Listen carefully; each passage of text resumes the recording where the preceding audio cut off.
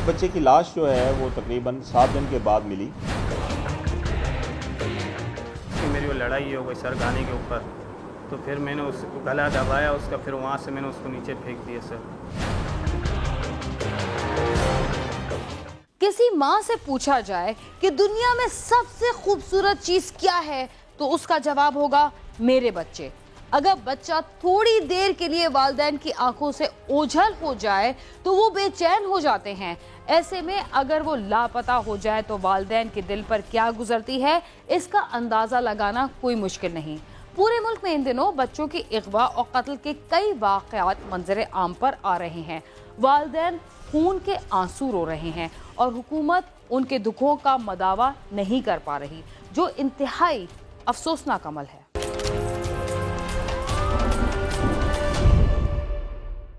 आजकल मुल्क भर से बच्चों के अगवा और कत्ल की खबरें जिस तसलसल से सामने आ रही हैं, इससे इस बात का अंदाजा लगाना कुछ मुश्किल नहीं कि हमारे मुल्क में बच्चों का मुस्तकबिल क्या होगा। कराची के इलाके लियारी में घर के बाहर खेलने वाला 9 साला बच्चा पुरस्कार तौर पर लापता हो गया था। देखते हैं कि कई रोज की तलाश के बाद वो मिला भी तो किस हालत में।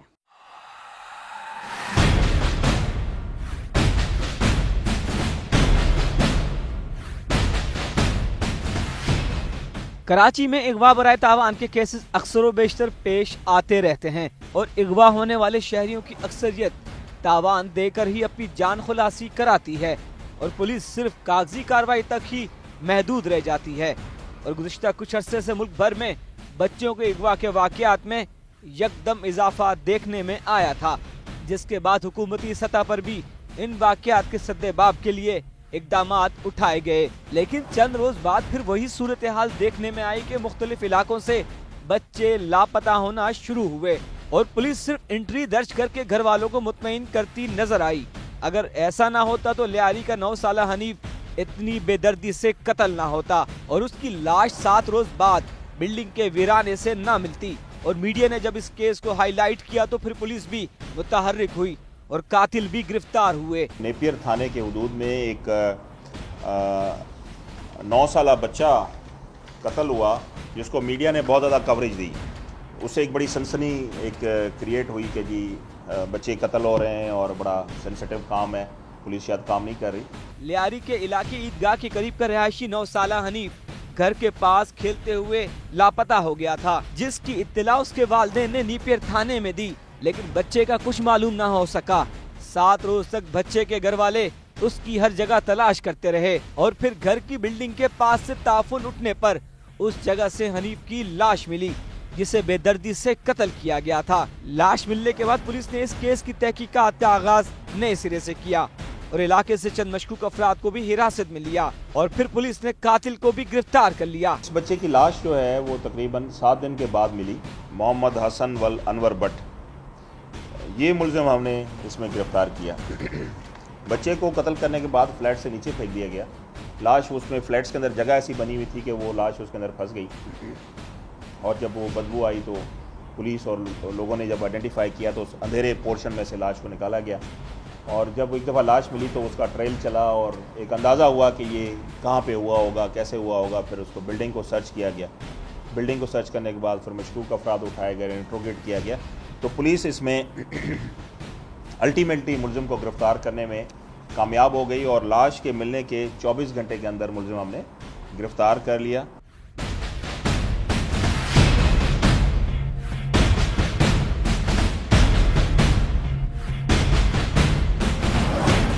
हनीफ की लाश कहां से मिली और उसे इतनी बेदर्दी से क्यों कत्ल किया गया, आइए जानते हैं।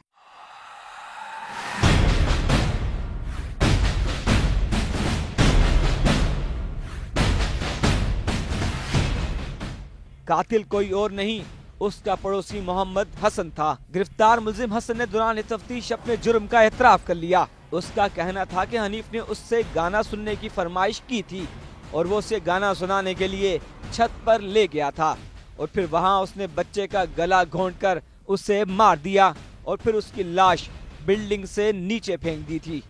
तो इसको डर पैदा हुआ कि क्योंकि उस फैमिली को ये जानता था या मोहल्ले को जानता था तो उसके जहन में ये था कि ये पता चल जाएगा तो मेरे लिए बड़ा मसला हो जाएगा। उसने बच्चे का गला घोंट दिया और उसके बाद उसकी डेड बॉडी को वहाँ से नीचे फेंक दिया। उस वक्त इलाके में लाइट नहीं थी। तो पहला जो हमने केस ये डिटेक्ट किया, क्योंकि बच्चों का अगवा और कत्ल एक बड़ा सीरियस है और बड़े मीडिया में, प्रिंट मीडिया ने खासकर बड़ा फोकस किया। मुल्जिम पकड़े जाने के बाद अब सिर्फ माफी का राग अलाप रहा है। उसका कहना है कि वो इस घिनौनी वारदात के बाद फरार हो गया था और वो कई रोज तक इलाके से गायब रहा। इस दौरान खौफ के मारे उसे नींद भी नहीं आती थी और फिर उसने खुद पुलिस को अपनी गिरफ्तारी दे दी। उसकी मेरी वो लड़ाई हो गई सर गाने के ऊपर, तो फिर मैंने उसको गला दबाया उसका, फिर वहाँ से मैंने उसको नीचे फेंक दिया सर। लड़ाई किस बात हुई थी? गाने के ऊपर सर। बहुत पश्चिमा हूँ अपनी गलती के ऊपर, बहुत शर्मिंदा हूँ मैं सबसे, उसके वालिदैन से। नशा करते हो? नहीं सर, बिल्कुल नहीं सर। अच्छा, वारदात करके फिर क्या किया? सर उसको वहाँ से फिर मैं चला गया सर। कहाँ गए थे फिर? पुलिस को भी नहीं बताया क्या हुआ? सर मैं बहुत डर गया था सर, रात को नींदें भी नहीं आती थी सर। फिर मेरे को फ़ोन किया तो मैं चला गया सर के पास। फिर अब गिरफ्तार किस तरह किया तुमने? सर मेरे को फ़ोन करके बुलाया तो मैं गया वहाँ पे सर। 7 साला मासूम हनीफ की लाश 7 रोज तक बिल्डिंग के दरमियान फंसी रही। अगर पुलिस बर वक्त कार्रवाई करती तो शायद इस मासूम बच्चे की जान बचाई जा सकती थी। कैमरामैन आतिफ कुरैशी के साथ सालिक शाह, समा, कराची।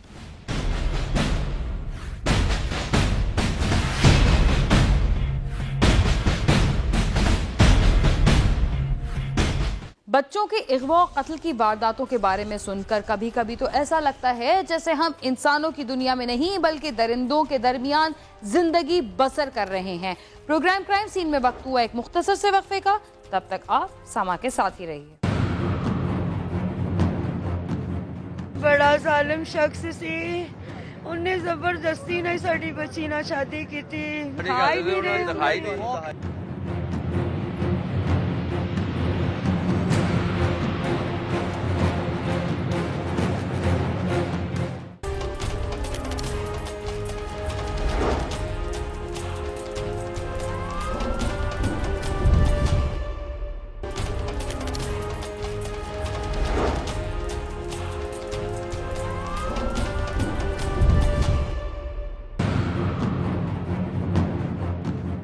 बड़ा जालिम शख्स सी, उन्हें जबरदस्ती नहीं साड़ी बच्ची ना शादी की थी। खाई भी रहे।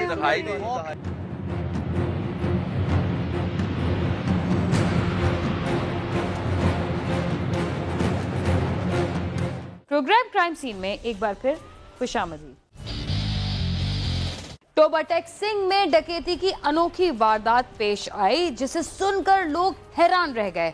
खवातीन के गिरोह ने इस शहर के एक घर में बच्चे की पैदाइश की खबर सुनाकर 3 घरों का सफाया कर दिया। इस दौरान गन पॉइंट पर 3 घरों से लाखों रुपए की नकदी और तलाई जेवरात लूट लिए गए। होशियार रहिए कि अब जिंदगी के दूसरे शोबों की तरह खवातीन ने चोरी और डाके जैसे शोबे को भी मर्दों के हाथों से छीनकर अपने हाथ में ले लिया है। जी हाँ, टोबाटेक सिंह में खवातीन का एक गिरोह शहर में सारा दिन सरगर्म रहा और 3 घरों से लाखों रुपए मालियत के तलाई जेवरात, नकदी और दीगर सामान लूट लिया गया।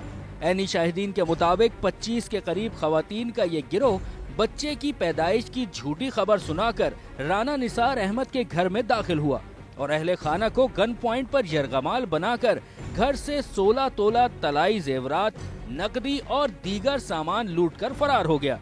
सिर्फ यही नहीं बल्कि खवातीन के गिरोह ने शहर में 3 मुकामात पर डकैती की वारदातें की और इसके बाद ये गिरोह न जाने कहां गायब हो गया। 25-30 औरतां आईਆਂ जी, कुछ ਉਹ ਪਰਲੇ ਘਰਾਂ 'ਚ ਵੜ ਗਈਆਂ, ਕੁਝ ਇੱਧਰ ਸਾਡੇ ਵਾਲ ਆ ਵੜੀਆਂ, ਕੁਝ ਇਸ ਗਲੀ ਦੇ ਵਿੱਚ ਚਲੇ ਗਈਆਂ ਤੇ ਸਾਡੇ ਘਰ ਦੇ ਉੱਤੇ ਕੰਮ ਕਰ ਰਹੇ ਸੀ ਤੇ ਉਹ ਦਰਵਾਜ਼ੇ 'ਚੋਂ ਦਾਖਲ ਹੋਈਆਂ ਤੇ ਅਸੀਂ ਇੱਥੇ ਬਾਹਰ ਖੜੇ ਸੀਗੇ। ਜਿਹੜੇ ਦੂਸਰੇ ਘਰਾਂ ਦੇ ਵਿੱਚ ਔਰਤਾਂ ਗਈਆਂ ਅਸੀਂ ਉਹਨਾਂ ਨੂੰ ਕੱਢ ਰਹੇ ਸੀਗੇ ਵੀ ਕੀ ਉਹ ਕਹਿੰਦੀਆਂ ਜੀ ਜਿਹੜੇ ਘਰ ਵੜੇ ਨੇ ਕਹਿੰਦੇ ਤੁਹਾਡੇ ਮੁੰਡਾ ਹੋਇਆ ਇਸ ਤਰੀਕੇ ਦੇ ਨਾਲ ਉਹ ਘਰਾਂ ਦੇ ਵਿੱਚ ਦਾਖਲ ਹੋਈਆਂ। इलाका मकीनों ने डकैती की इत्तला थाना सिटी पुलिस को तो दे दी मगर पुलिस इस अनोखे गिरोह का सुराग लगाने में नाकाम रही। इलाका मकीनों ने शहर में चोरी और डकैती की बढ़ती हुई वारदातों के खिलाफ एहतिजाज करते हुए आला हुक्काम से इस गिरोह के खिलाफ कार्रवाई का मुतालबा किया है।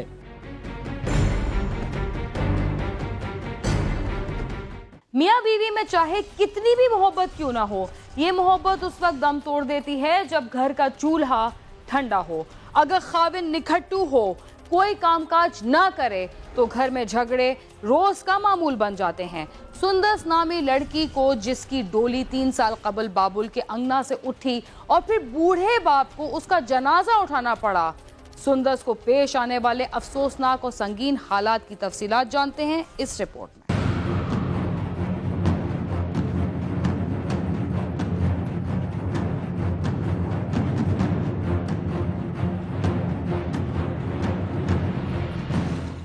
इचरा के रहायशी फयाज की बेटी सुंदस की शादी 3 साल कबल मकामी रहायशी नौजवान शहबाज से हुई थी। सुंदस इस रिश्ते से राजी ना थी। शहबाज ने उसके बहन भाइयों के अगवा और जान से मार देने की धमकियां देकर सुंदस को शादी पर आमादा कर ही लिया। शादी के बाद सुंदस को मालूम हुआ कि शहबाज कोई कामकाज नहीं करता, तमाम दिन घर में सोया पड़ा रहता और रात को घूमने निकल जाता। सुंदस खावन को काम करने के लिए कहती तो वो उसे तशद्दुद का निशाना बनाता था। बड़ा जालिम शख्स सी, उन्हें जबरदस्ती नहीं साड़ी बच्ची ना शादी की थी। मैं तेरे भरा नू मार दियांगा, मैं तेरिया पैना चुकवा दांगा कॉलेज जांदियां ने, जे तू मेरे नाल शादी ना कराई मैं तेरे माँ बाप नू मार दांगा। असी बच्ची मजबूर हो गई अपनी शादी करती। शादी तो फौरन बाद ही उन्हें मारना कुटना, सारा टाइम हर टाइम सारा दिन सुता रहता, रात हो बाहर पता ही नहीं। नशा करता था और कुछ भी नहीं। पैसे मांगता था ना कि जाओ अपनी माँ बाप से पैसे लेके आओ। सुंदस खावन के तमाम सितम सहती रही। खावन के साथ साथ दीगर ससुरालियों ने भी उसे अजियतें देना शुरू कर दी तो सुंदस आए रोज की मारपीट से तंग आकर मेके आ गई और वापस जाने से इनकार कर दिया और नौबत अलहदगी तक पहुंच गई। उसका शोहर उसे मनाने आया और सुंदस के इनकार पर लड़ झगड़ कर 2 साला बेटे को जबरदस्ती साथ ले गया। बच्ची साड़ी ने दसिया ही नहीं, जो खीर हो गई बच्चा होने वाला हो गया, फिर उन्हें दसिया कि मैनू बड़ा मारता है ते मेरे ना बड़ा जुल्म करता है, ना मैनू खान नू ना पीन नू, सारी रात बाहर रहंदा है, सारा दिन घर सुता रहंदा है। जे मैं कहनी आ रोटी लियाओ पकावा बच्चे नू खवानी आ, फिर मारना कुटना। अखीर बच्ची साड़ी एक दिन घर साडे आई पिछले साल कि मैं नहीं जाना, असीं क्या नहीं बेटा तू जाना है। फिर उन्हें जदों आया तो दूसरे दिन आके मार के कुट के गली महल्ले साले सारे गवाह ने कि बच्चे नू खो के लै गया सानू, बच्ची नू मार के। असी फिर क्या असी बच्ची नहीं भेजनी।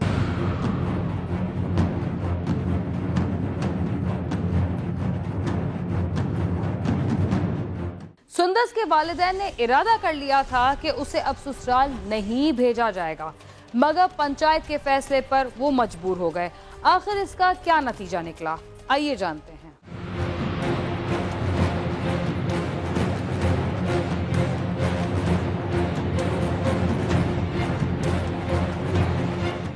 सुंदस मुकामी नाज़म के समझाने और मजबूर करने पर अपने ससुराल चली गई, जहां फिर उस पर जुल्म सितम शुरू हो गया। इन दिनों सुंदस 6 माह की हामला थी। 6 महीने साड़ी खुला दा भी हो गया, सब कुछ हो गया। फिर वकील ने नाज़म ने चेयरमैन ने क्या कि नहीं तू बच्ची अपनी बच्चा ना छड़, तू अपने माँ बाप नू छड़ दे, उन्हां दा कहना ना मन, अपना घर बसा लै। ओ नाज़म लै गया बुला के बच्ची नू, उन्हें जुल्म किया। एक शाम सुंदस के मेके में पुलिस ने फोन करके बताया कि सुंदस मर गई है और उसकी लाश अस्पताल में पड़ी है। घर वाले भागम भाग अस्पताल पहुंचे तो ससुरालियों ने बताया कि सुंदस ने खुदकुशी की है। गुस्सा का कहना है कि सुंदस ने खुदकुशी नहीं की बल्कि उसे कत्ल किया गया है। पता ही नहीं कुछ कि उसके साथ क्या हुआ है। उसको उन्होंने तो हमें वो उसकी जब डेथ हो गई है तब बताया। वो बता रहे हैं कि सुबह का वाकया है, 12 बजे का हॉस्पिटल आए हुए हैं, 4 बजे की डेथ हुई। हमें 7 बजे बताया कि आपकी बच्ची की डेथ हो गई है, आके डेथ बॉडी ले जाए। तो हमें तब थाने वालों ने उन्होंने नहीं बताया। वो लोग तो पहले ही अपना सारा कुछ कर चुके कि हम पकड़े ना जाएं, और उन्होंने हम सच्चे हैं कि आपकी बच्ची ने खुदकुशी की है। मेरी बच्ची खुदकुशी नहीं कर सकती।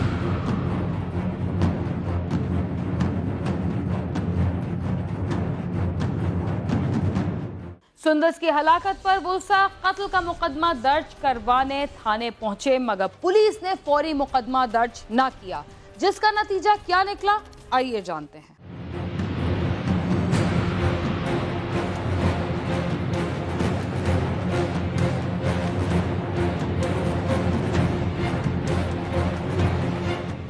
वर्षा ने पुलिस को कत्ल का मुकदमा दर्ज करवाने के लिए दरख्वास्त दी, मगर पुलिस ने फौरी कार्रवाई न की, जिस पर वर्षा मुश्तइल हो गए। उन्होंने मकामी रहायशियों के साथ मिलकर थाने का घेराव करके पुलिस और मकतूला के ससुरालियों के खिलाफ नारेबाजी शुरू कर दी, जिस पर पुलिस ने कत्ल का मुकदमा दर्ज कर लिया।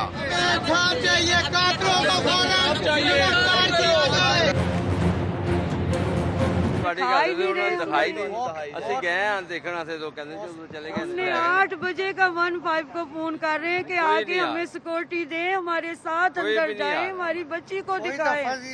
कोई में आ ही नहीं रहा, कोई आ नहीं रहा। देर तो थाने से कोई आएगा नहीं, हम कैसे पोस्टमार्टम करें इसका? ना उसके घर वाले हमको हमें कोई मिले हैं, ना उसने के भाई 10 दिन पहले आई सी बच्ची घर, कहती पापा जी मुझे वो मार रहा है, मैंने नहीं जाना, मैं पुत्र चले जा घर सा, तेरी मेहरबानी से घर चले। फिर मैं कार आप छड़ के अपील करती हूँ मैं नवाज शरीफ से कि हमें इंसाफ दिया जाए और उसको कातिल को पकड़ा जाए, उसको सजा दी जाए। सरेआम फांसी दी जाए। हमारी बच्ची के साथ इतना जुल्म किया है, उसको फांसी दी जाए। सब घर वाले साथ शामिल थे, उसकी सास बहुत मारती थी। पुलिस ने सुंदस के शोहर को गिरफ्तार करके तफ्तीश शुरू कर दी है। पुलिस हुकाम का कहना है कि पोस्टमार्टम रिपोर्ट के बाद हालात वाजे होंगे कि सुंदस ने खुदकुशी की या फिर उसे कत्ल किया गया। जबकि मकतूला के वर्षा और अहले इलाका ने मुतालबा किया है कि मकतूला के शोहर और उसके ससुराल वालों के खिलाफ सख्त कार्रवाई की जाए और उन्हें इबरतनाक अंजाम तक पहुँचाया जाए। कैमरामैन मिर्जा मोहम्मद ताहिर के साथ आमिर शहजाद, समा, लाहौर।